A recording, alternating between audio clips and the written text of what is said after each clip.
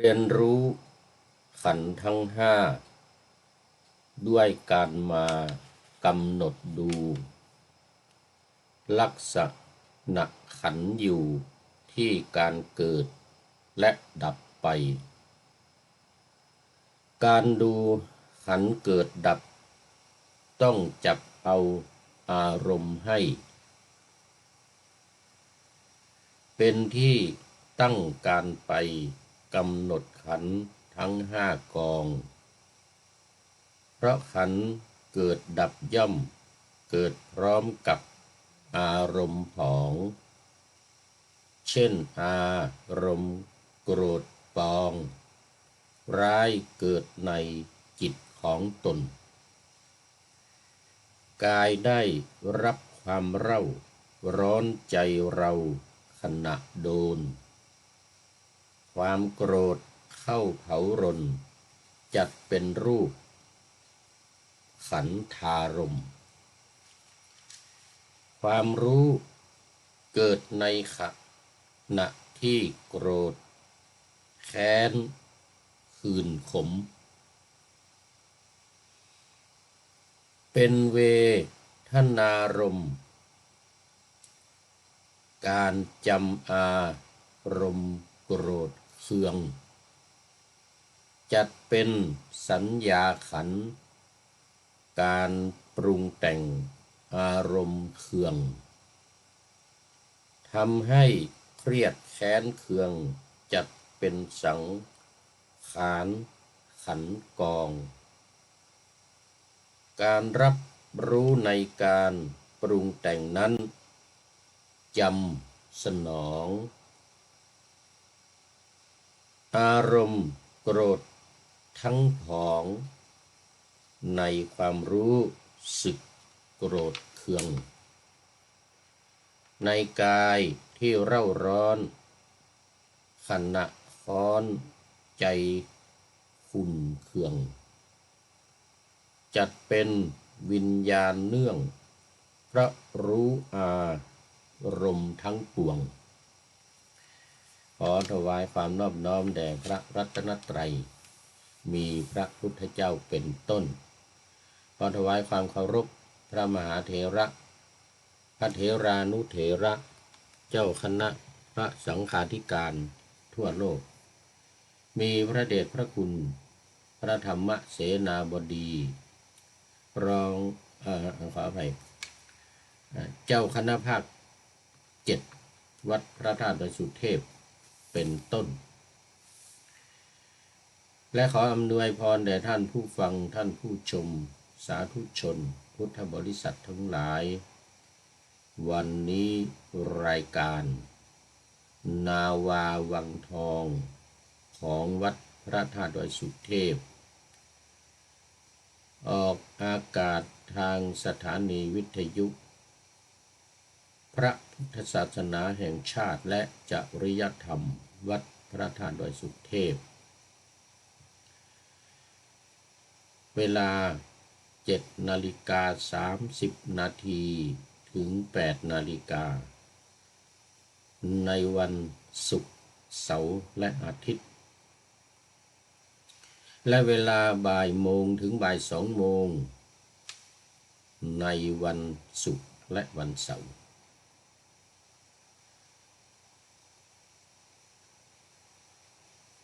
และสถานีวิทยุเพื่อการศึกษาพระพุทธศาสนาและวัฒนธรรมวัดป่ายหินตำบลสุเทพอำเภอเมืองจังหวัดเชียงใหม่มีท่านพระครูสมุวิสุวัตรวรกิจโจเป็นผู้อำนวยการออกอากาศเวลา18ถึง19 นาฬิกา5 โมงเย็นถึง6 โมงในวันพุธเวลา14ถึง15 นาฬิกาวันศุกร์และวันเสาร์และเวลา15ถึง16 นาฬิกา ในวันอาทิตย์ ขอไป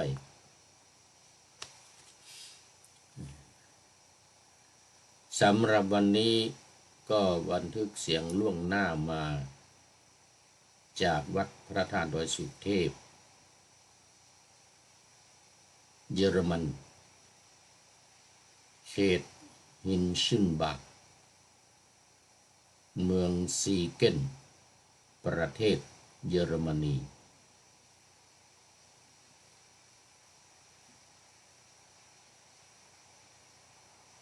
เหมือนเดิม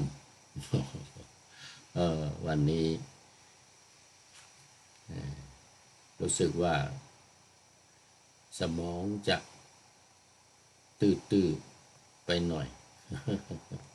เนื่องจากว่ามันดึกแล้วตอนนี้ เสร็จรายการนี้ก็จะได้หลับนอน เพราะว่าที่นี่ก็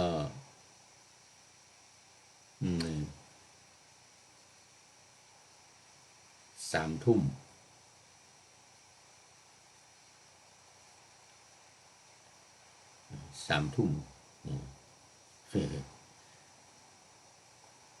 FC ทั้งหลายก็คงเข้านอนกันหมดแล้วหลับปุ๋ยกันไปหมดแล้ว คงจะไม่มีละวันนี้ จะต้องหาเรื่องมาพูดคุยให้หายเหงา หายง่วงหายเหงาละโดยบางทีก็เอาบทประพันธ์นี่มาอ่านเป็นทำนอง อ่านเป็นทำนอง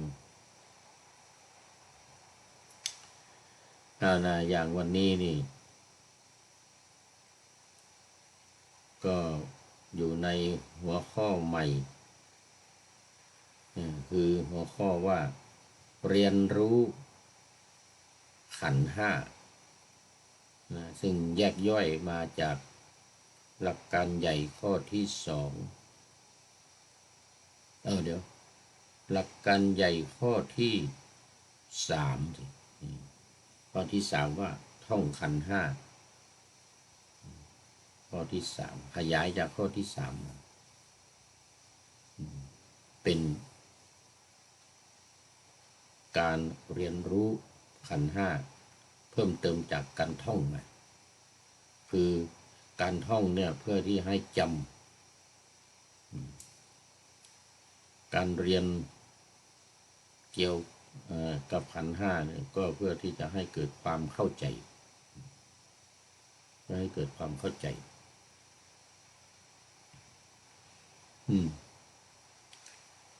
คือขันธ์ห้านี้เป็นส่วนสำคัญของตัวเราซึ่งประกอบขึ้นด้วยรูปกับนามส่วนที่เป็นรูปคือร่างกายของเราส่วนที่เป็นนามคือความรู้สึกเวทนาความจำสัญญาการปรุงจิตสังขารการรู้ผ่านอินทรีย์6คือตาหูจมูกลิ้นกายและใจอันนี้เรียกว่าวิญญาณเรียกว่าวิญญาณเพราะฉะนั้นขันธ์ห้านี่เนี่ยเป็นตัวสำคัญตัวขับเคลื่อนในร่างกายของเราก็คิดดูว่าถ้าไม่มีรูปไม่มีร่างแขนขานิ้วมือก็ไม่มีหูตาจมูกก็ไม่มีมีแต่ตัวแล้วไม่มีพวกเนี้ยมันจะเป็นคนได้ยังไง มันก็ไม่เป็นคนนี่ไม่ก็สมมุติว่าเป็นคนไม่ได้เนี่ยถ้าไม่มีหูมีตามีปาก ไม่มีแขนแข้งขานี่นะ ไม่มีเส้นผมไม่มีศีรษะ ก็เรียกไม่ได้ว่าเป็นคนหรือเป็นตัวเป็นตนคือคนนั้นคนนี้ตั้งชื่อเข้ามาแปะนี่ว่านี่พระครูปริยัติยานุศาสตร์เป็นชื่อที่ตั้งขึ้นแปะกับร่างกายนี้ให้รู้ว่าร่างกายนี้มันคือใคร ให้รู้ว่ามันคือใครมีอาการยังไงเป็นไปยังไงความรู้ความสามารถสติปัญญาเป็นยังไงนี่เป็นต้นนะไม่งั้นก็ไม่สามารถที่จะรู้ได้ถ้าไม่มีการสมมุติเป็นความจริงอย่างหนึ่งเขาเรียกว่าความจริงโดยสมมุติขึ้นมาดังนั้นมันจึงมีหลักการที่ไม่ให้ไปยึดไปติดไปลุ่มไปหลงเนี่ยขึ้นมาเขาเรียกว่าไตรลักษณะคือมันมีลักษณะอยู่3อย่าง1มันเป็นทุกข์1มันไม่เที่ยง2มันเป็นทุกข์3เป็นอนัตตาถ้าอยู่ในลักษณะ3อย่างนี้เราเรียกว่ามันเป็นรูปกายของคนเราสิ่งที่สมมุติกันขึ้นมาชั่วครั้งชั่วคราวพอให้เป็นที่รับรู้กันพอให้เป็นที่รับรู้กันไม่ให้เข้าไปยึดไปถือไปติดอยู่กับมันถ้าไปยึดไปถือไปติดอยู่กับมันก็จะต้องอยู่ไปจนตายแล้วก็ยังติดไปอีก ตายแล้วก็ยังติดไปอีกติดใจไปติดวิญญาณไปเกิดที่ไหนสิ่งเหล่านี้ก็ตามไปนี่ฉะนั้นจะต้องเรียนรู้มันให้เข้าใจท่องให้จำทำให้เข้าใจนี่เป็นสิ่งที่สำคัญในหลักการของสำนักศึกษาดอยธรรมนาวาของท่านอาจารย์เจ้าคุณต้นหรือท่านเจ้าคุณทวีวัฒน์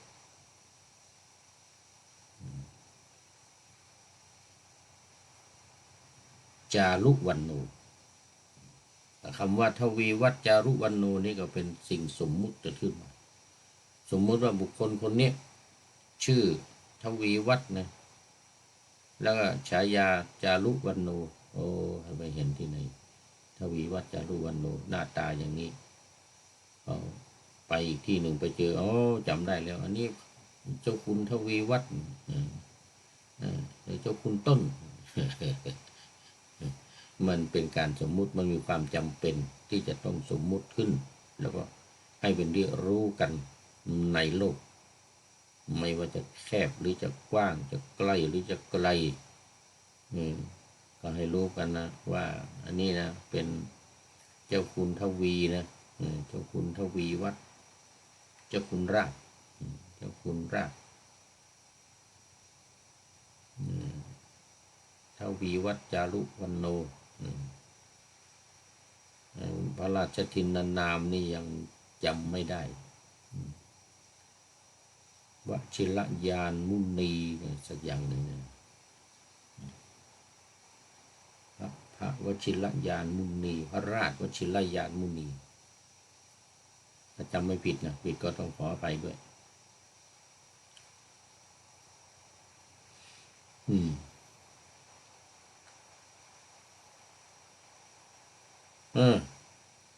วันนี้ก็มาดูรายละเอียดกัน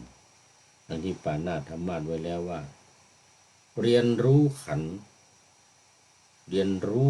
ธ์ทั้ง5ด้วยการมากำหนดดูลักษณะขันธ์อยู่ที่การเกิดและดับไปนี่ลักษณะเป็นอย่างนั้นเพราะว่ามัน อยู่ในอนิจจังเนี่ยมันไม่เที่ยงมันก็จะมีการเกิดแล้วก็ตั้งอยู่แล้วก็ดับไปไอ้คู่เนี้ยไอ้คู่เกิดกับดับเนี่ยคู่เกิดกับดับเนี่ยเป็นสัญลักษณ์หรือเป็นลักษณะเป็นลักษณะของขันธ์ห้านี่เราจะรู้มันได้ยังไงมันก็รู้ตอนที่ว่ามันแก่มันเจ็บมันตายเพราะอะไรเพราะว่ามันตั้งอยู่นานไม่ได้อายุไขของเราปัจจุบันนี้แค่80 ปีสูงสุดก็ไม่เกิน120 115 110นี่มีกันเยอะอยู่แถวนี้นะเนี่ยเป็นสิ่งสำคัญเป็นสิ่งสำคัญดังนั้นในหนังสือ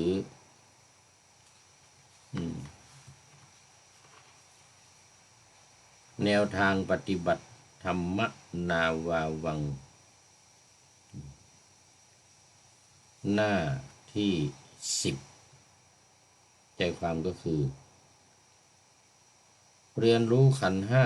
ด้วยการกำหนดดูลักษณะขันธ์ห้าเกิดดับการดูขันธ์ห้าเกิดดับจะต้องยกเอาอารมณ์สิ่งที่ผ่านเข้ามาได้ให้รับรู้เช่นมีความโกรธเกิดขึ้นมีความเกลียดมีความ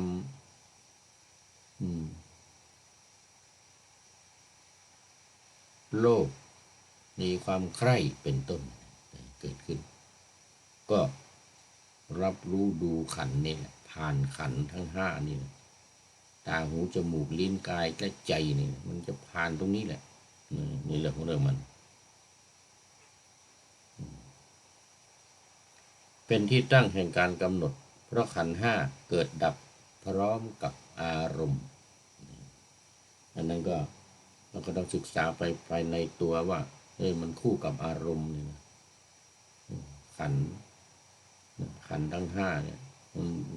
รู้อยู่ที่อารมณ์คือการรับรู้การรับรู้การดูขันธ์ห้าเกิดดับจะต้องเอาอารมณ์สิ่งที่เข้ามารับรู้เป็นที่ตั้งแห่งการกำหนดเพราะขันธ์ห้าเกิดดับพร้อมกับอารมณ์มันคู่กันเลยมันเกิดมันดับมันพร้อมกันเลยมันคู่กันเลยตัวอย่างเช่นเมื่อเกิดอารมณ์โกรธขึ้นในจิตกายได้รับความเร่าร้อนในขณะที่โกรธจะเป็นรูปขันธ์ความรู้สึกในขณะที่โกรธจะเป็นเวทนาขันธ์การจำอารมณ์โกรธไว้จัดเป็นสัญญาขันธ์การปรุงแต่งอารมณ์โกรธจัดเป็นสังขารขันธ์การรับรู้ในการปรุงแต่งอารมณ์โกรธในการจำอารมณ์โกรธในความรู้สึกที่โกรธและในกายที่เร่าร้อนขณะที่โกรธจัดเป็นวิญญาณนะครับรูปเวทนาสัญญาสังขารวิญญาณเพราะฉะนั้นการเกิดขึ้นของขันธ์ห้าจึงเกิดขึ้นพร้อมกับอารมณ์ดับพร้อมกับอารมณ์หากมีสติเฝ้าดูอารมณ์โกรธที่เกิดขึ้นโดยไม่ต้องทำอะไร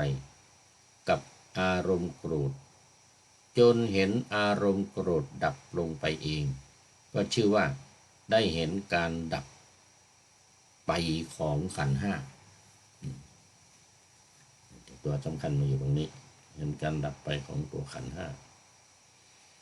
การเห็นการเกิดดับนั้นต้องเป็นการเกิดขึ้นของอารมณ์บนจิตของเราจริงๆเห็นการตั้งอยู่ของอารมณ์บนจิตของเราจริง เห็นการดับของอารมณ์ที่ดับลงไปจริงๆขณะที่อารมณ์ใหม่ยังไม่เกิดขึ้นจะปรากฏเป็นความว่างชั่วขณะหนึ่งสติจะเข้าไปรับรู้การดับของอารมณ์ในขณะนั้น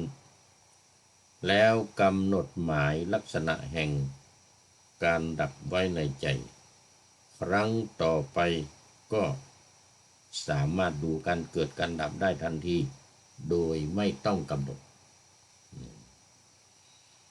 พึงทราบการกำหนดรู้ขันธ์ห้าเกิดดับตามคำอธิบายนี้เถิด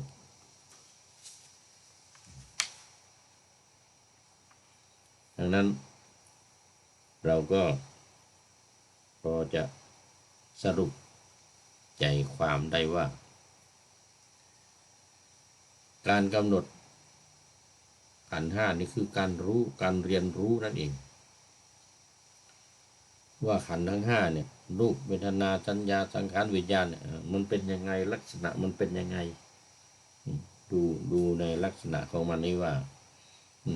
อย่างรูปประขันธ์เนี่ยเราจะดูยังไงจะเรียนรู้ยังไงจะกำหนดดูลักษณะมันยังไง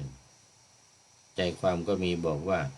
กายได้รับความเร่าร้อนในขณะที่โกรธจัดเป็นรูปประขันธ์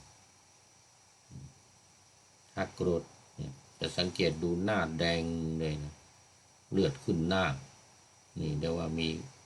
มีความเกิดความโกรธเข้ามาเกาะติดนะเข้ามาเกาะติดความรู้ในขณะที่โกรธเนี่ยจะเป็นเวทนาขันธ์จะเป็นเวทนายังไงก็มันคือความรู้สึก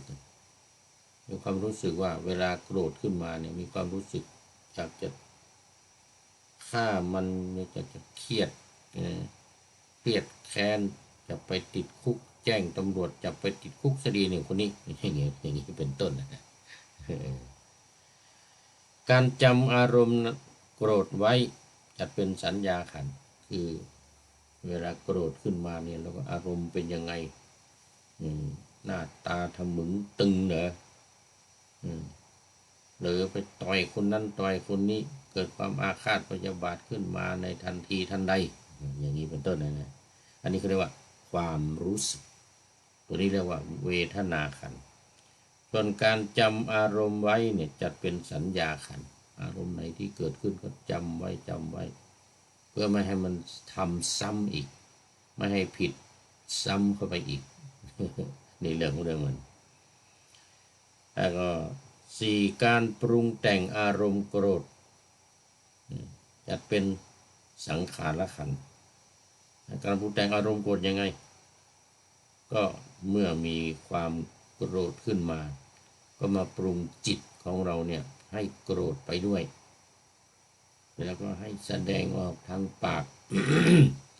แสดงออกทางไม้ทางมือตบตีต่อยอย่างนั้นนะเมื่อมันมีอารมณ์ขึ้นมานี่เรื่องของเรื่องมันเรียกว่าสังขารขันธ์การรับรู้ในการปรุงแต่งอารมณ์โกรธในการจำอารมณ์โกรธในความรู้สึกที่โกรธในกายที่เร่าร้อนขณะโกรธจัดเป็นวิญญาณ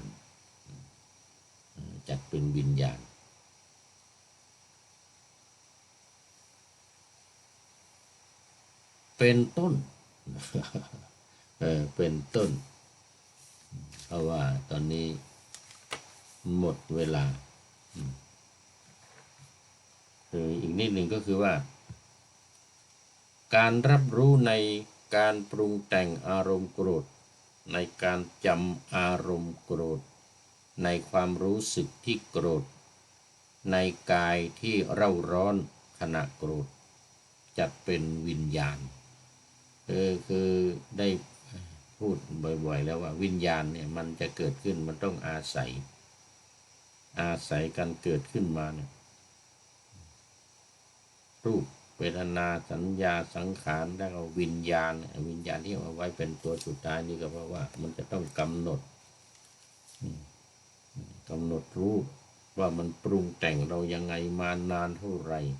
อันที่อายุ60ก็60ปี70ก็70ปี50ก็50ปีเพราะว่ามันจะติดมากำเนิดออกมาเริ่มในร่างกายนี้ก่อนแล้วจึงขยายออกมาข้างนอกผ่านทางปากผ่านทางกายที่ดำเนินการอย่างนี้เป็นต้นแล้ววันนี้การเรียนรู้ขันธ์ห้านี้ก็พอได้ดูแล้วว่ากำหนดรูปขันธ์ดูลักษณะของมันเป็นยังไงสังขารเนี่ยตัวตนของคนเนี่ยเตี้ยสูงต่ำดำขาวยังไงฟันขาวหรือเปล่าอะไรเงี้ยนะอันนี้ก็เป็นกิจเป็นหน้าที่ของเราที่จะต้องพึงปฏิบัติตามคือต้องเรียนรู้ทุกสิ่งทุกอย่างต้องเรียนรู้ทุกสิ่งทุกอย่างให้มันแจ่มแจ้งกระจ่างชัดคือเข้าใจในทางสำนักนี้ว่าจำเข้าไปในใจจำเข้าไปในใจให้แม่นยำนี่เป็นต้นวันนี้เวลาหมดก็คงต้องเอาไว้แค่นี้ก่อนแล้วก็มาเจอกันใหม่อีกในวันต่อไปรายการเรานี้ไม่มีหยุดไม่มีเว้นวันเสาร์อาทิตย์ไม่มีเว้นวันนั้นวันนี้วันสำคัญนักษัตริย์วันพระราชพระประสูติของพระบรมศาสดาอย่างนี้เป็นต้นวันปรินิพพานเป็นที่สุดอันนี้ปรินิพพานเป็นที่สุดเอาละต้องขอนำรายการไปก่อนขอนำนาวาวังทองไปก่อนแล้วจะย้อนมาใหม่ในวันหน้าคือวันพุธศุกร์เสาร์อาทิตย์ตามตารางเวลาที่วางอยู่ข้างในขอเชิญท่านทั้งหลาย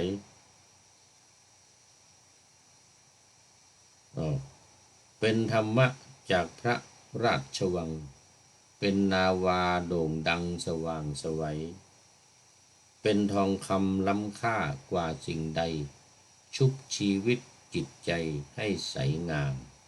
ขอเชิญท่านทั้งหลายนำไปท่องตามคุณของพระรัตนสามพุทโธเมนาโถธัมโมตามสังโฆเมนาโถยาม